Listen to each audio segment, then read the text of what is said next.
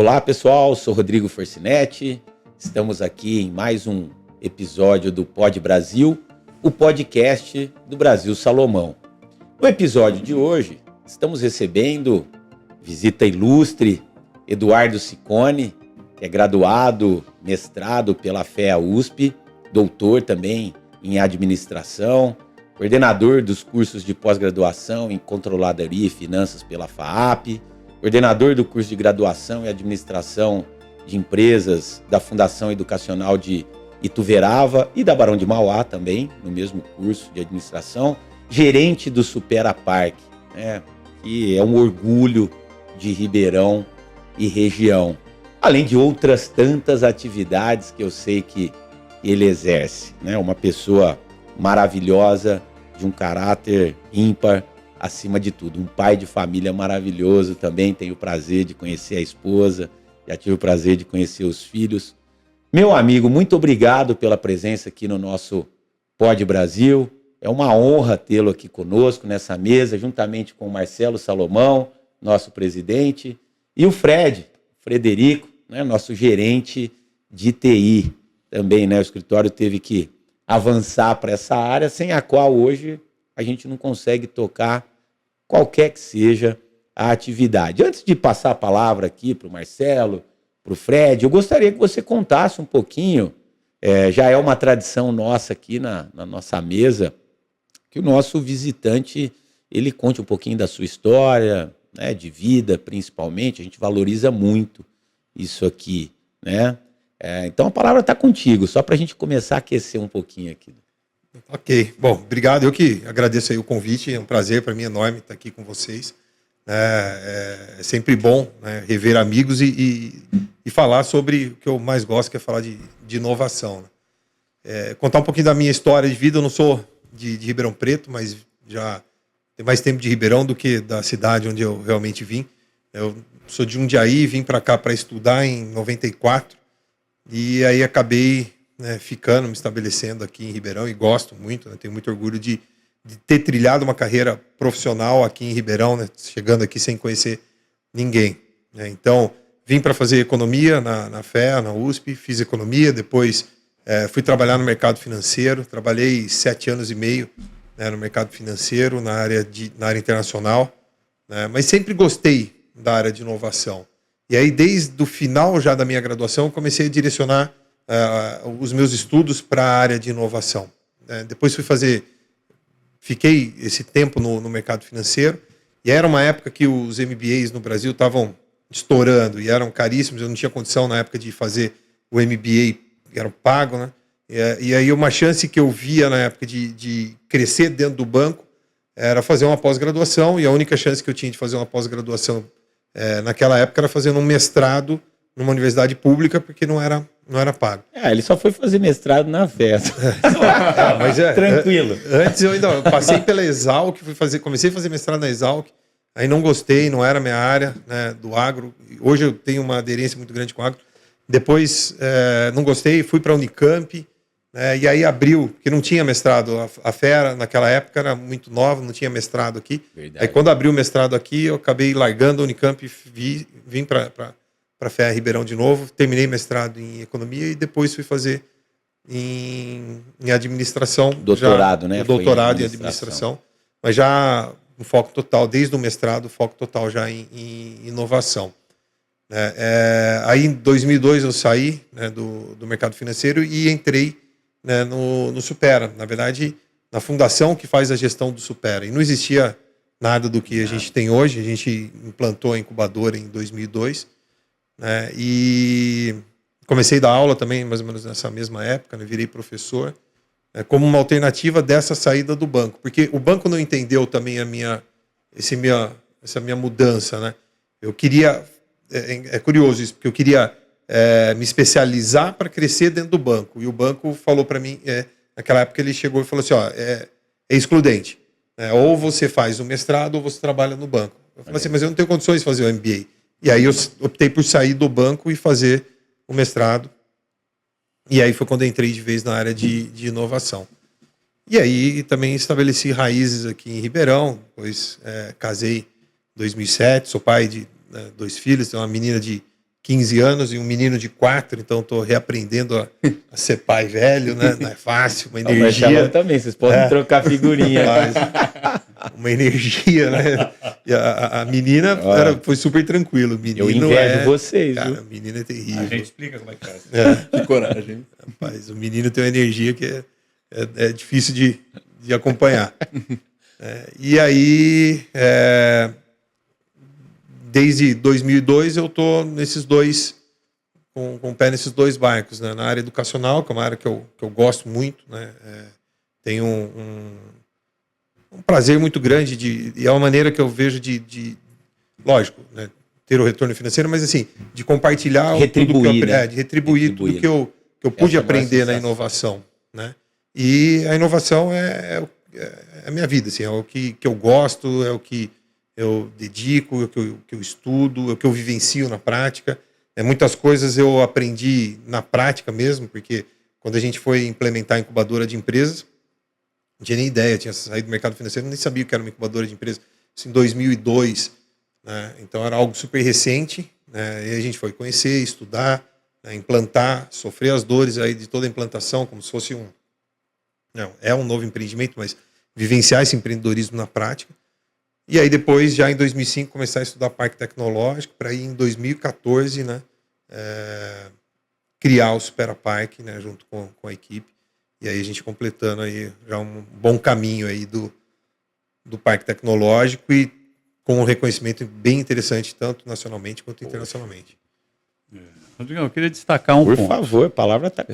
Bom, delícia ter você aqui, boa tarde para todo mundo. A gente, quando pensa nos convidados aqui do Pod Brasil, a gente pensa primeiro na pessoa. O exemplo que a pessoa... Porque a gente acredita isso aqui é o mundo onde o escritório, nós somos pessoas cuidando de pessoas. Mas tem alguns perfis do escritório que você falando nos identifica muito. Essa tua busca, essa tua característica, para quem tem o privilégio de te conhecer, Eduardo, essa inquietude em buscar mais conhecimento. Mas tem um lado aqui que a vida vai ensinando para a gente, é buscar ser feliz. Porque se a gente não se realiza, primeiro de tudo, se a gente não é a gente, nessa oportunidade maravilhosa que Deus dá todo dia quando a gente acorda, e a gente pensou muito nisso, nesse teu convite. Porque é muito bacana você estar nesse comando da Supera há tanto tempo, porque a Supera virou uma marca de Ribeirão. Então, para nós, como cidadãos, independente do vínculo pessoal, da amizade, da admiração, hoje, como cidadão ribeirão-pretano, é muito bacana ouvir falar da Supera onde quer que a gente esteja. Onde quer que a gente esteja. Mas esse movimento nos inspira, Eduardo, porque zona de conforto zero é a tua vida, é assim que eu te vejo. Alguém que podia ter seguido no mercado financeiro e falou, eu quero mais, há uma necessidade interna e a gente sente aqui. O Rodrigo, não sei quantas vezes ele já ouviu isso, mas ele era um cara que foi o meu melhor aluno na graduação e foi, bom, o cara que é um melhor aluno tem um perfil diferente. É um cara que quer mais que os outros. E se tornou o nosso diretor executivo, comanda áreas e comando escritório, estamos juntos. Há quantos anos, Rodrigo? 20 lá vai fumaça, deixa quieto. Eu era magro e cabeludo. 20 e alguma coisa. Eu era magro e cabeludo. Mentira, eu nunca fui magro e cabeludo. Ele parecia o João, filho dele, pronto. Parecia o João. E o que foi bacana? Esse time hoje, então hoje o Rodrigo junto com o Evan estão na diretoria executiva do escritório. Se tem uma característica desses dois, é zero zona de conforto. Aí se a gente olha no meu pai, que era um escritório conhecido em Ribeirão, ele podia ter... O normal de escritório de advocacia é ser uma boutique em torno daquele que é o fundador. Não, a cabeça do meu pai, não. Eu quero distribuir a melhor advocacia possível para quem precisar, aonde precisar. Então, eu vejo, primeiro de tudo, uma identificação muito grande. Perfeito. O que eu queria te ouvir as pessoas, todo mundo escuta e sabe da Supera. Mas eu acredito que as pessoas, quando eu fui fazer a última visita, cada vez que eu vou, Eduardo, eu fico encantado. Cada vez que fui pegar os números para a gente, para esse bate-papo, eu fico impressionado. Então, no primeiro momento, eu queria te ouvir, para você dar uma noção, porque às vezes a pessoa está vendo a incubadora, está vendo isso. Quais são as principais frentes para a gente entender, para quem está nos ouvindo, entender, às vezes até para quem não é de Ribeirão, entender o que é Supera hoje? E assim, ninguém melhor que o Eduardo para explicar o que é o Supera, porque ele já deu um spoiler, né, na fala dele. Tudo começou do zero. Você está lá desde os primórdios, desde a criação do projeto, né? Exatamente. De todos, né? Isso que é importante, sim.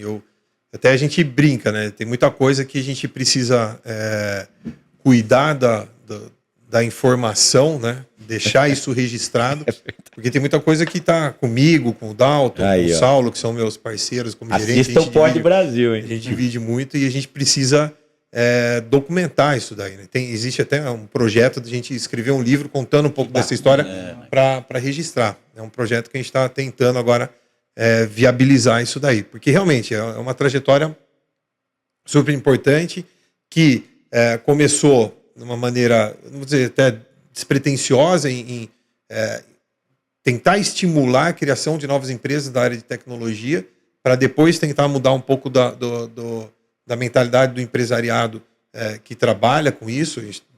Quando a gente começa em 2002, esse termo startup nem existia, era empresa de base tecnológica, então não tinha isso. Né? E aí agora a gente também aproveitou para surfar um pouco nessa onda de startups, né? E conseguimos crescer bastante com relação a isso. Mas assim, para que o ouvinte entenda um pouquinho o que é o Supera. O Supera ele é um ambiente de inovação, ele é um habitat de inovação, que ele está instalado dentro da USP, dentro do campus da USP aqui de Ribeirão Preto, numa área de aproximadamente 400 mil metros quadrados. E a gente realmente tem até uma dificuldade de divulgar tudo o que acontece, porque é um ambiente super vibrante, que acontece muitas coisas ao mesmo tempo. Né? Já aconteceu de as pessoas me perguntarem sobre eventos que estão acontecendo que eu nem sabia que estavam acontecendo, porque não somos... não é só o Supera que organiza evento. Né? As empresas que estão ali também organizam, os parceiros. Então teve um ano que a gente mapeou, a gente fez 182 eventos em um ano. Quer dizer, tinha um evento a cada 2 dias. Né? Nós precisamos criar um departamento de eventos para poder cuidar disso daí. Que era uma coisa que a gente, na estrutura organizacional, passava pela cabeça de fazer um negócio desse. Mas então é numa área de 400 mil metros quadrados, em que o objetivo nosso é ajudar na criação, no desenvolvimento e na consolidação de empresas que tenham no seu DNA tecnologia e inovação. Então hoje a gente montou programas para atender qualquer empreendedor que chegue lá no Supera e precise de algum tipo de ajuda. Então, se ele chega com a ideia, a gente vai ajudar ele. Se ele já tem uma startup, a gente vai ajudar. Se é uma empresa consolidada, a gente vai ajudar. E assim, se não for da área de tecnologia, a gente também ajuda a direcionar quem ele tem que procurar. Né? Então, hoje a gente tem uma estrutura já consolidada e pensada para poder atuar em todas as fases de desenvolvimento de uma empresa que pense em inovação e que tenha tecnologia no seu DNA. E aí a gente foi criando esses programas. Então, eu tenho hoje um programa de membership, que atua na fase mais inicial. Então, daquele empreendedor que muitas vezes ainda é pessoa física, né, e está procurando validar um modelo de negócios.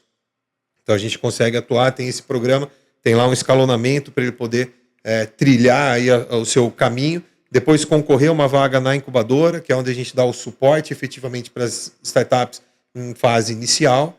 Da incubadora, aí vem um centro de negócios, que aí já é uma atuação como um centro empresarial mesmo, mas sempre focado em inovação e tecnologia. Aí a gente entendeu que, sim, olha, as empresas que estão no centro de negócios estão crescendo, vão precisar de espaços maiores. Então a gente está inaugurando agora, recentemente, o Container Park, que são salas já maiores, e aí a gente tem os lotes, né, que são áreas para que as empresas construam as suas sedes. Então essa é como uma empresa pode se instalar no Supera. E aí tem os programas. Então a gente tem escritório internacional, tem um escritório de projetos, que é o NIT, Núcleo de Inovação Tecnológica, que ajuda as empresas a escreverem projetos para captação de recursos. E no aí exterior, inclusive. Né? No Brasil e no exterior. E aí uma dica para quem quer olhar para isso.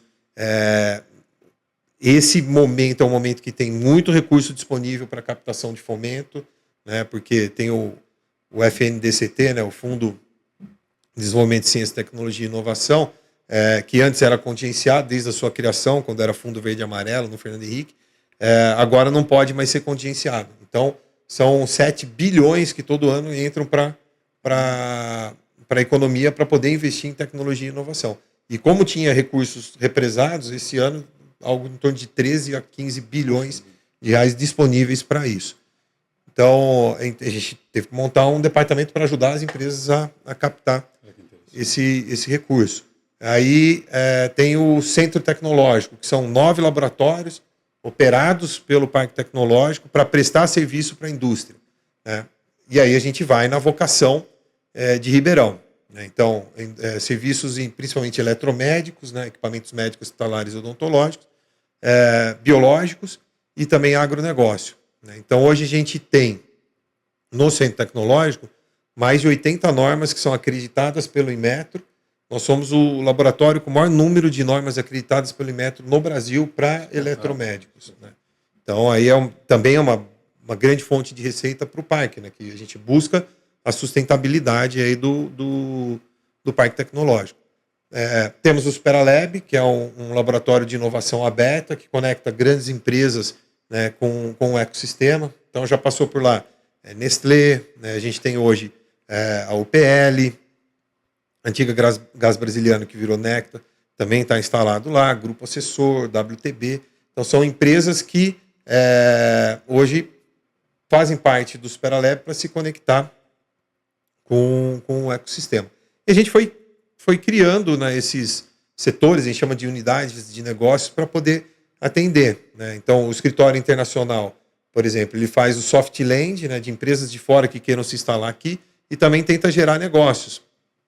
A gente tem agora, nas próximas semanas, uma ida para a China, levando startups nossas para participar de um evento lá. Depois, San Diego, na Bio Convention, que é a maior feira internacional do mundo. Então, a gente vai tentando, né, criar coisas para que a gente consiga atender as necessidades, tanto das empresas que estão lá, né, quanto com as empresas que acabam se associando ao Supera sem que elas estejam fisicamente instaladas lá.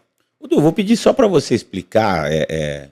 Um dos objetivos aqui do nosso Pod Brasil é tentar desmistificar alguns conceitos. Explica o que é uma incubadora e o que ela faz. Tá. Eu acho que é bacana, principalmente para quem está nos ouvindo. Né? Já explicou o que é membership, que eu acho que é bem interessante também. Tem incubadoras e aceleradoras. Isso, eu vou falar da incubadora. Não sei se você quer que já fale da aceleradora. Já fala, agora. Acho que é legal. Tinha guardado aqui, mas acho que dá para falar até da diferença. Tá. A incubadora, o próprio nome diz, assim, né, de você cuidar, ter aquele cuidado com, né, o recém-nascido, né, então o cuidado com a empresa nascente. Né, no começo até ela era chamada de chocadeira, né, de empresa. Chocadeira de empresa. E aí, de você cuidar das startups, das empresas de base tecnológica que nasceram nos seus primeiros anos de vida. Né, porque sempre teve uma pesquisa, principalmente o Sebrae levantava muito isso, que a taxa de mortalidade no Brasil, nos primeiros 5 anos de vida de uma empresa, é muito alta, chegava em torno de 60% a 70%. Sim. Quando você faz esse estudo dentro de uma incubadora, essa relação ela se inverte. Né? Então, uma taxa de mortalidade dentro de uma incubadora ela é aproximadamente, no máximo, 30%. Tá? Por quê? Porque ela tem todo o suporte para se desenvolver. Então, tem consultorias, treinamentos, capacitações, participação em feiras e eventos, escritório de projetos para ajudar a captar recursos de fomento, conexões com investidores, né, com o mercado. Então, a gente acaba fazendo tudo isso. Então, a incubadora ela é um espaço físico que provê serviços, né, e consultorias e atendimentos para que a empresa possa se desenvolver. E lá também existe uma trilha, né, de desenvolvimento da startup. Né, ele pode também chegar com uma ideia validada com um modelo de negócios e aí ele vai desenvolver tudo isso daí até que ele consiga ter uma startup que entra numa fase de escalar, né, de buscar investidores e recursos, e a gente vai dando todo o suporte para ele ao longo dessa trilha de desenvolvimento dele. E aí é legal uma fala que você falou das pessoas, porque existe, né, um foco muito grande no desenvolvimento do empreendedor. Porque o empreendedor é a peça fundamental para a startup funcionar. Né? A gente já viu empreendedores com ideias fantásticas que não conseguiram ir à frente, né? Empreendedores fantásticos com ideias não tão boas e que estão arrebentando. Então, assim, o empreendedor é fundamental. E eu acabei estudando isso no doutorado. Hoje, a tomada de decisão de um fundo em investir ou não numa startup, ela está na análise do perfil do empreendedor. 60% da tomada de decisão é baseado no perfil do empreendedor e não no próprio negócio. Isso. Do empreendedor legal, e da equipe. Olhar a pessoa. Olhar a pessoa. Porque é ele que que toca o negócio. Exato. É Né? interessante, Edu, porque às vezes o cara é genial no produto e não tem a gestão. E não tem. Então, é aí que entra, supera com esse olhar complementar. É muito mais do que vem aqui que eu te pego no colo, né? O que você tem, o que eu posso complementar. Daí o termo aceleradora também. Né? E aí o fato da gente estar instalado dentro de uma universidade, né, a gente pega muita tecnologia que vem da universidade, né, empreendedores que saem da universidade. Então eles têm muito forte esse conhecimento técnico, tecnológico, né, e muitas vezes tem a falha na parte da gestão. E é onde também a Supera, incubadora, né, na fase inicial, entra para dar todo o suporte, né, para capacitar para que ele tenha um entendimento, lógico. Ele pode não vir a ser o gestor, que vai ser o CEO da empresa, mas ele tem que ter noção. Ele tem que entender de balanço, ele tem que entender, né, da parte financeira da empresa. O negócio precisa ser viável. Ser viável. E ele pode trazer alguém de mercado para tocar, não tem problema, mas ele tem que ter a noção. Perfeito. O empreendedor tem que ter A gente essa... tem que entender de tecnologia, mas não igual o Fred. Tem que ter um cara gerindo isso que é o core dele. Exatamente. Né? E o escritório, sem a parte dele, não vai. Exatamente. Agora, a gente tem que entender essa habilidade, mas com um cara que está pensando na frente que a gente precisa... E aí a incubadora faz isso, dá todo esse suporte nessa fase inicial. Já a aceleradora, né, em termos de metodologias, eles acabam usando hoje, porque você tem várias metodologias, ferramentas, né, Business Model Canvas, Design Thinking, né, acabei me aprofundando muito em design de futuros desejáveis. Então tudo isso é usado hoje, tanto na incubadora quanto na aceleradora. Antes isso era algo mais restrito à aceleradora. Né? O que diferencia uma da outra é que na aceleradora você tem eles empacotam a coisa mais rápida, né? Então eles pegam já empresas numa fase de desenvolvimento maior, ou seja, que você já consegue escalar, né? E normalmente foco muito grande em digital, né? Para você conseguir escalar mais rápido, né? Até esse modelo deles também estão mudando um pouco, porque existia um aporte de recurso em troca de participação acionária, né, nas startups, e aí eles rodam essa metodologia mais rápido para poder colocar a startup no mercado também mais rápido. Mas o modelo, se você analisar o modelo das aceleradoras, principalmente no mundo, mas no Brasil também, tem mudado bastante. Né? O modelo antigo que eles tinham não estava parando de pé, então eles estão investindo em outras coisas, fazendo muito corporate venture junto com grandes empresas, enfim, e muita capacitação. E aí mais um conceito para a gente desmistificar. O que é uma startup? Que eu acho que é outra questão interessante que muita gente atrela e reduz o conceito apenas voltado para a tecnologia. Né? Então, se você puder também desmistificar mais esse conceito. Se a gente pegar a teoria, ele vai falar que startup é uma organização temporária. Exato. Que tem um modelo de negócio que é escalável e replicável. Né? Então, essa é a definição que a gente tem. Né? Então, uma startup é uma empresa que ela tem um modelo de negócio que você consegue replicar e escalar rapidamente. Quando você vai para a prática, né, dependendo do setor que você está, não é tão fácil assim. O que é algo escalável rapidamente? Né? Você pega o setor de saúde, você tem uma regulamentação muito grande, né, que a curva de desenvolvimento de uma startup de saúde ela é muito maior do que eu pegar uma curva de desenvolvimento de uma startup de uma digital, de TI, algo nesse sentido. Né? Então, a gente tem que fazer um pouco desse balanço. Nos mapeamentos que a gente faz, a gente chega a considerar empresas aí até 15, 20 anos, né, entrando dentro dos mapeamentos de startups. Algumas a gente tem até que chamar de empresa jovem, porque ela não é nem uma startup mais, mas também não é uma grande empresa. Né? E aí eles falam que é temporária, porque a partir do momento que ela cresce, ela deixa de ser uma startup e vira uma corporação, como Google, Facebook, enfim, tantas outras que a gente já tem. Vou deixar para você agora, né, Fernando? Edu, uma curiosidade. Com relação à taxa de sucesso, muito se fala, né, das startups, a gente fala de um ambiente que fomenta o crescimento dessa empresa, nascimento e crescimento. E como que se mede a taxa de sucesso, né? E como que vocês medem isso aqui no Supera? Como empresas que decolaram mesmo, né? Qual que é o indicador que mostra isso pra gente? E fique à vontade para citá-las também, viu? Sim. Até cases de sucesso, né? A gente tem alguns casos que a gente considera, né, de sucesso. Então, por exemplo, um caso que é muito legal da gente contar é da Liquinoflora, que hoje está instalado lá com a sua sede, né, construiu foi a primeira empresa do Parque Tecnológico a construir na área de lotes. Hoje a gente já tem 7 lotes cedidos, né, que as empresas vão começar a construir, mas a Liquino foi a primeira. E aí para a gente é muito legal, porque a Liquino passou por todas as fases de desenvolvimento bacana. de uma startup dentro do Supera. Então ela foi pré-incubada, na época existia essa categoria de pré-incubada, ela foi incubada, ela foi para o centro de negócios, a gente ainda não tinha lote disponível, ela saiu do Supera, foi para um bairro aqui de Ribeirão, ficou lá um tempo, quando a gente viabilizou o lote, elas voltaram para o lote e construíram a sede, uma sede espetacular, assim, um parque de equipamentos assim, fantástico, prestando serviço para grandes empresas, é um baita caso de sucesso para a gente.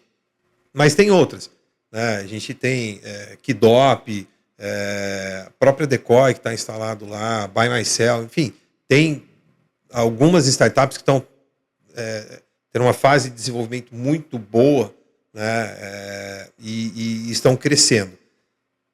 Quando a gente olha para as startups do Supera, ainda é recente para a gente ter essa medida de assim, uma taxa de sucesso em termos de sobrevivência, né? Até recentemente eu fui questionado pelo próprio Conselho Estratégico do Parque, né, em relação a esses números. Porque se você pegar, o Parque completou 10 anos, né? Se você pegar uma startup de saúde, uma startup que, sei lá, vai desenvolver vacina, muitas vezes o ciclo de desenvolvimento dela é de 7 anos.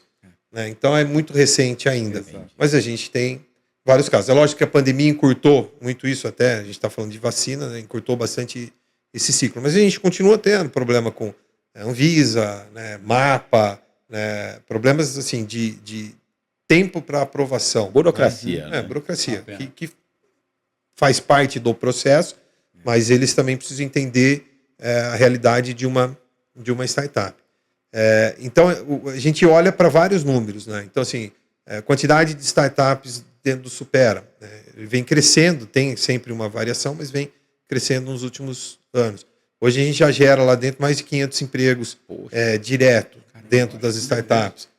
Elas arrecadaram, se não me engano, ano passado, em torno de 6 a 8 milhões de impostos.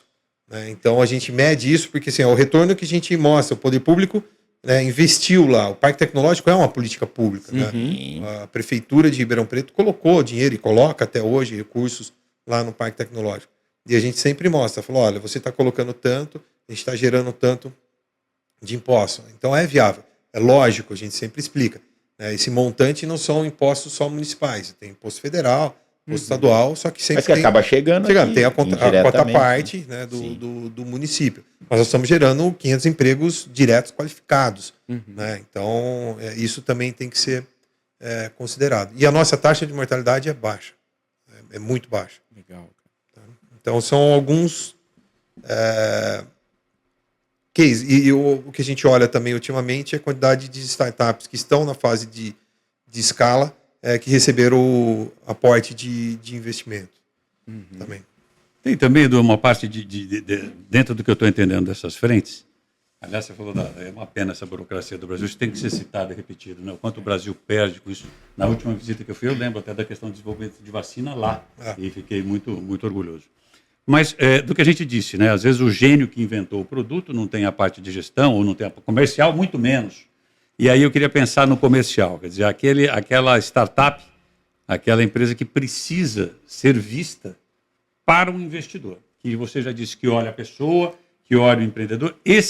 O Supera também faz isso, de trazer um olhar para quem está buscando investimento.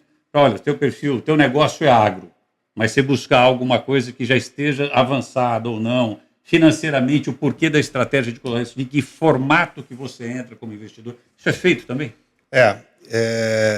É um trabalho que a gente busca fazer. A gente acaba utilizando também alguns indicadores que a gente tem teorias falando sobre isso. Né? Então, a gente trabalha muito com o TRL e IRL. Então, são indicadores de maturidade da própria startup e da tecnologia. Né? Então, são 2 indicadores que a gente usa muito e a gente acaba levando isso para o investidor. Então, acontece muitas vezes, é comum, a gente ter um desenvolvimento tecnológico muito grande e uma maturidade da startup ainda não tão grande. Então, quando você olha isso daí, o que eu preciso fazer? A gente precisa, né, na verdade, o Saulo, que é o responsável pelo incubador, precisa trabalhar o desenvolvimento da startup e não tanto a tecnologia. A tecnologia a gente acaba conseguindo ajudar muito pouco, né? Porque quem entende mais de tecnologia é o próprio empreendedor. Né? A gente tem que dar o suporte muito mais na parte de gestão e tentar facilitar a vida do empreendedor. Então a gente faz o papel dentro e essa conexão com quem está fora. Né? O próprio Superalab surge um pouco desse incômodo que a gente tinha, porque a gente via que, por exemplo, alguns investidores e mais, a gente tem visto muito empresas procurando investir em startup como uma maneira de acelerar e de minimizar custo, né, da própria, acelerar desenvolvimento e minimizar custo da própria empresa, só que a empresa não sabia conversar com a startup e não sabia procurar. E aí veio no Brasil uma moda que eram os desafios. Então toda empresa queria, a grande empresa queria lançar um desafio. Aí ia lá, lançava um desafio, aparecia um monte de startups candidatando ao desafio, e aí ela, por conta própria, selecionava essas startups, e depois tinha um problema muito grande de internalização da tecnologia e da própria startup. Isso frustrava todo mundo, porque a startup não conseguia validar o que ela queria, e a grande empresa não conseguia absorver a tecnologia. Uhum. E a gente começou a ver muita grande empresa falando assim, o nível de maturidade das startups brasileiras é muito baixo, não dá para conversar com startup. E aí o Superalab surge para cobrir esse buraco. Falou, não é bem assim. Será que você está procurando direito? Você quer tecnologia pronta ou você quer desenvolvimento tecnológico? Perfeito. Porque tecnologia pronta nós vamos buscar no mercado. Desenvolvimento tecnológico nós vamos procurar tecnologia incipiente para ter co-desenvolvimento. São coisas diferentes. Né? E aí muitas vezes a grande empresa não sabia colocar isso no seu desafio. A gente até brincava, tem mais desafio do que startup no Brasil, né, um tempo atrás. Isso deu uma diminuída. Então, é nosso papel, porque o empreendedor não sabe conversar com o investidor. E a gente tem feito um estudo grande de olhar quais são as teses de investimento dos fundos, a gente também fez um mapeamento de fundos de investimento, olhar quais são as teses de investimento do fundo, conversar com esse fundo para ver o que efetivamente você procura. Né? Para aí sim a gente fazer um trabalho interno de tentar desenvolver a startup que quer investimento, porque também não são todas que querem. Não são todas. Né? Porque não é fácil, né, você ter um sócio. Né? Então, que querem investimento, a gente conseguir desenvolvê-lo para que ela consiga conversar de igual para igual para o fundo. Né? Porque a gente tem casos de sucesso de investimento e casos de frustração, né? De relação com o fundo, ele pede uma coisa, o cara faz, ele pede outra, o cara faz, e lá na frente ele resolve não investir. E aí a startup gastou uma energia enorme para atender aquilo que ele pedia e a coisa acaba não acontecendo. Mas faz parte do mercado.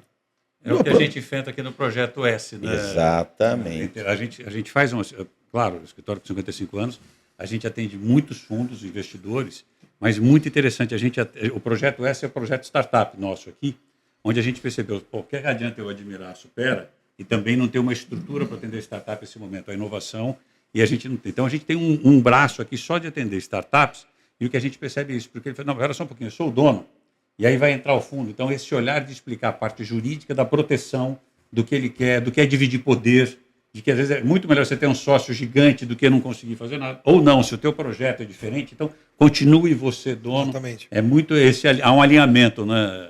Perfeitamente. E dentro dessa colocação que você fez, Eduardo, e da pergunta do Marcelo, eu acho que o cenário econômico atual, com uma queda de juros e uma tendência de cair cada vez mais, eu acho que isso acaba sendo um incentivo para aqueles que buscam investidores. Acho que uma outra questão para a gente poder falar aqui, para você poder também trazer algumas quebras de paradigmas, seria, existe um valor mínimo, você tem projeto para tudo, para quem tem interesse em diversificar o seu investimento. Aliás, hoje o que não faltam são empresas aqui que venderam, os seus sócios fundadores venderam as suas participações e estão aí em busca de novos negócios. Né? Semanalmente a gente atende aqui várias pessoas nesse sentido. E aí, além dessa questão de valores, esse investidor, qual é o caminho para ele procurar? Né? Nós temos vários instrumentos, contratos de vesting, investidor anjo, a busca de um fundo, mútuo conversível, né? Então eu queria te ouvir nesse sentido também, né? Até pela sua experiência aí de todos esses anos, o que o investidor ele deve olhar para poder iniciar a sua trajetória? É óbvio que procurar um escritório de advocacia sem querer fazer o nosso merchan, e quantos clientes nós já não atendemos em conjunto, né? Isso aí. Não, aliás, a gente tem uma parceria assinada, um convênio com o Supera, então acho que seria legal a gente desmistificar esse ponto. Eu acho que você tocou em vários pontos que são importantes, né? Acho que o primeiro da gente ressaltar é que tudo isso também é muito recente no Brasil, né? Se a gente olhar o marco legal da inovação, ele é recente e ainda tem coisas a serem, né, colocadas em práticas, né? Ainda, né? O marco legal da startup também é mais recente ainda, então tudo isso é muito recente. E até a proteção do investidor, né, também é algo recente, né? Ele era totalmente desprotegido, agora que começa a se falar nisso daí. Então, assim, eu ia começar falando isso, ele tem que ter uma assessoria jurídica, não tem como, a startup tem que ter a dela, o investidor tem que ter o dele. Em relação ao valor, depende muito do tipo de negócio e da oportunidade que você quer aproveitar, né? Porque as startups elas acabam precisando de recursos para poder escalar em todas a sua fase de desenvolvimento. O Estado de São Paulo ele é muito privilegiado, né? Porque a gente tem uma FAPESP que tem um programa que é fantástico e ajuda no desenvolvimento tecnológico muito grande, que é o PIP, e que é um dos poucos estados que tem uma FAP tão forte que aporta recurso e assim, as pessoas não têm noção do quanto a FAPESP contribui para o desenvolvimento tecnológico e de inovação dessas startups que a gente chama de Deep Tech, que tem assim, uma tecnologia mais profunda, né, vamos dizer assim. Então, a startup ela acaba conseguindo sobreviver nos primeiros anos de vida, também por causa, principalmente quando você precisa de equipamentos que são caríssimos, né? Por causa desse apoio que a FAPESP dá. Mas ela não é só equipamento, ela precisa contratar gente, né? Ela precisa rodar a operação dela. Então, assim, você tem desde o investimento anjo, que dependendo da startup, na fase que ela está, 100 mil, 200 mil, vai fazer muita diferença para ela, né? Agora, olhando pelo lado do investidor, ele tem que entender assim, que quanto mais cedo ele entrar, menos capital ele vai colocar, né? Mais participação ele vai ter. Por outro lado, o risco dele e o retorno é mais demorado e o risco maior. O risco é maior, né? Toda a inovação, você não sabe o que vai acontecer lá na frente, né? Mas se você pegar uma startup que tem um potencial enorme, a chance de sucesso é maior. Só que nem você falou, a curva ela demora um pouco. Que eu acho que isso a gente precisa conscientizar o investidor, né? O investidor no Brasil, o fundo no Brasil, pelo fato do Brasil ser o país da taxa de juros elevada durante muito tempo, faz com que as pessoas busquem retornos muito rápidos, né? Então, assim, vou investir numa renda fixa, vou ter lá 14%, 10% ao ano. Na inovação é diferente, né? Você vai poder ter 70, 80, você vai, né? Que eles falam, vai fazer um múltiplo de 7 do seu capital, mas isso vai demorar 7 anos, né? Isso pode demorar 9 anos, pode demorar até mais. Então, eu acho que a primeira coisa é conscientizar o investidor da onde ele está entrando, né? Então, a gente tem, né, investidor anjo precisa muito, né? Ainda é uma cultura na nossa região que precisa ser muito desenvolvida. A gente ainda tem muita gente com a cabeça tradicional que não quer correr esse tipo de risco e está perdendo oportunidades fantásticas, né? Então, eu acho que isso é uma parte. Mas você tem também startups que já estão numa fase de desenvolvimento por exemplo, uma startup nossa recebeu um aporte de 15 milhões de um fundo, né, na área de agronegócio. Então, quer dizer, ela já está numa outra fase de desenvolvimento. Então, assim, esse negócio do valor, a gente tem lá investidor anjo, né, capital semente, né, venture capital, tudo isso, private equity, né, que são as etapas aí que, né, a própria teoria já faz essa distinção. Mas na prática mesmo, tem oportunidade para qualquer valor, né? Então, que nem eu falei, muitas vezes 100 mil reais numa operação que não é para comprar equipamentos faz uma diferença muito grande Você vai ter uma participação bacana, né? Para uma startup. E aí a grande briga também é com os fundos, é um pouco disso, né? Pelo fato do Brasil ter uma taxa de juros muito elevada, os fundos também são muito acomodados. Né? Então a gente teve fundos que chegaram a queimar recursos em startups que você via que a operação não ia parar de pé, né? Mas você tem muito fundo acomodado porque a taxa de juros é muito alta, né? Aí isso torna o risco de investimento mais alto ainda, né? Só que agora, com a queda da taxa de juros, a gente já começa a ver os fundos procurando o parque tecnológico para poder se aproximar das startups. Então, resumindo, nós temos aí investimentos para todo gosto. Todo gosto. Né? E instrumentos jurídicos que consigam permitir uma salvaguarda, uma segurança para o investidor. Hoje também nós temos uma infinidade, tudo depende da forma. E eu acho que o cenário ele vem se tornando positivo para esse tipo de investimento, porque assim, é até complicado você investir no Brasil com uma taxa de juros. Essas pessoas que passaram pelo escritório, que eu comentei há pouco, que venderam as suas participações, ele vai investir em outro negócio, sendo que o governo está pagando 14% nos títulos. Agora, com essa diminuição, acredito que em pouco tempo a gente já ultrapasse a barreira dos 10%, né, num caminho de descida, você vai incentivar justamente esse tipo de investimento. Deixa eu só contar claro, um negócio. claro. Eu conversei há um tempo atrás contigo, gestor, né, do fundo Pitanga que tinha na época, e é bem legal porque era um cara que participou, né, de grande empresa, veio da universidade, participou do conselho do Santos. Você é santista também? Não, meu irmão. Não, seu irmão é santista, você não. Corintiano. Corintiano, Então, participou do conselho do Santos, esse tipo de coisa, e ele tinha uma visão muito legal do investimento. Porque, assim, hoje você tem instrumento que protege as duas partes, né? Tanto a startup quanto o investidor. E aí, o grande X era assim, como que você chega nesse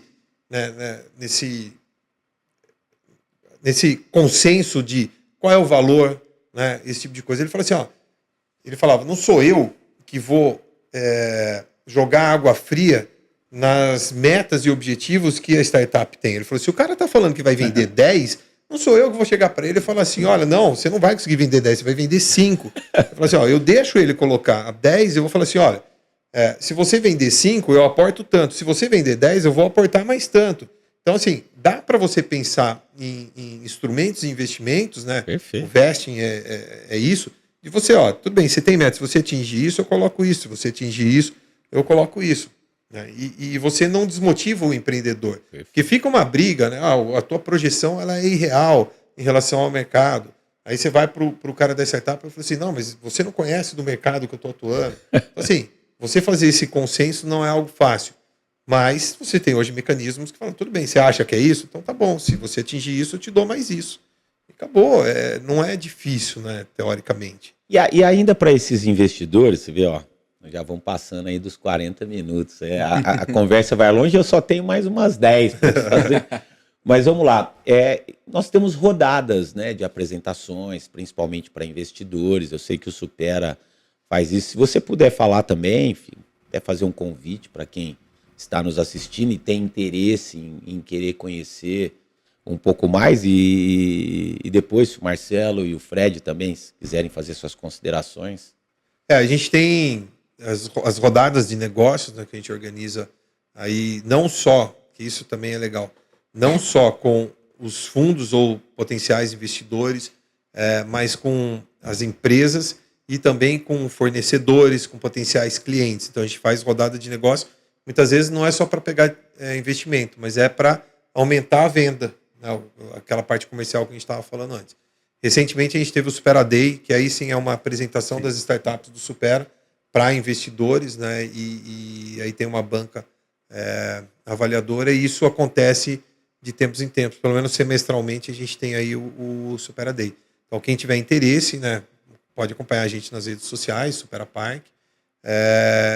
Ou entrar em Pode contato. Pode cadastrar o seu e-mail para receber os também informativos. Tem né? os informativos. Eu me atualizo pelos informativos. A gente manda o Acontece aí a cada 15 dias. Exato. Também. Então, e pode entrar em contato com a gente. Fica o convite para quem quiser conhecer, entrar em contato com a gente lá, que a gente tem o maior prazer de receber. Né? O nosso objetivo é difundir cada vez mais aquilo que a gente faz lá dentro do Superna. Perfeito. Marcelo, Fred. Primeiro, mais careca. Com relação à tecnologia, né, e as tecnologias mais avançadas que você tem visto recentemente, a gente fala muito de inteligência artificial, né, nesse momento, mas a gente sabe que tem um universo muito maior que esse. E como que você tem visto as startups se movimentando com o uso dessas tecnologias mais avançadas que têm aparecido no mercado? Isso é curioso, viu, Fred? Porque assim, a IA é a bola da vez, né? Assim, e é impressionante. E não tem como a gente, né, fugir disso. A gente tem que olhar para ver como que a gente pode usar isso a favor da gente, adequar, porque é impressionante o crescimento, né? Vi agora a atualização do ChatGPT, é um negócio fantástico. Né? Fico até com dificuldade já na minha idade de acompanhar essas atualizações. E aqui a gente tem o objetivo de incentivar cada vez mais. A gente acha ainda que as startups aqui ainda usam pouco. Né? Então, existe um projeto nosso de criar um laboratório de IA aplicado à saúde, porque a gente está construindo agora, vai iniciar a construção do que a gente chamou de Health to Business Center, que é um centro de desenvolvimento de projetos, empresas na área de saúde focado em biológicos, porque equipamentos eletromédicos a gente já tem um consolidado, né, o maior do Brasil, e agora a gente vai focar em biológicos. A gente fala saúde, não é só saúde humana, né, saúde animal também, e entra o agro nisso daí. E aí usar a IA, incentivar o uso da IA no desenvolvimento desses projetos. A gente ainda acha que, lógico, tem startups que estão já mais desenvolvidas e que usam isso naturalmente, mas tem muitas que não têm nem contato, tem contato de usuário de inteligência artificial e que poderia aproveitar para, sei lá, screening de molécula, enfim, tantas outras coisas que poderia ser utilizado aí. Né? Ribeirão, ele tem um potencial enorme. Né? A gente está são em torno de 328 startups em Ribeirão Preto. Saúde é o maior, né? Em torno de 55 startups instaladas aqui. Depois vem o agro, depois vem, a gente chama de tech, aí as edtechs e retail, que deve sofrer, né? Porque o varejo nosso está balançando. Mas é um ecossistema extremamente rico e que está cada vez mais motivado. Então, a gente precisa incentivar, né, a utilização dessas tecnologias de ponta nas nossas startups, acompanhando a tendência do que acontece lá fora. Agora, na parte, quando a gente sai da IA como, né, algo quase que fim ali, na parte de biológicos, a gente tem muita coisa nova, muita coisa legal, muita coisa acontecendo, né, mesmo variantes de vacinas, né, tem muita coisa. De novo, os setores que sempre são os setores prioritários do próprio governo, né, saúde, agro, infra, finanças. Então, são setores que a gente sempre está olhando quais são as tendências, né, que podem vir. Saúde e agro, que são as duas, né, molas propulsoras aqui da nossa região, tem muita coisa para fazer ainda. Tem muito problema para resolver, muita coisa nova para desenvolver. A gente olha para cura do câncer, Alzheimer, enfim. E não só isso, né, olhar para desenvolvimento de novos modelos de negócio, né, para a jornada e experiência do paciente, que é uma outra coisa, né? Os sistemas de acompanhamento do paciente dentro de grandes hospitais é uma dor muito grande. Equilíbrio do custo assistencial. Nós fizemos um dos episódios de podcast foi sobre saúde suplementar, né? E o nosso âmbito de discussão era hoje talvez a pedra no sapato da saúde no Brasil é o equilíbrio econômico-financeiro das operadoras. Sim.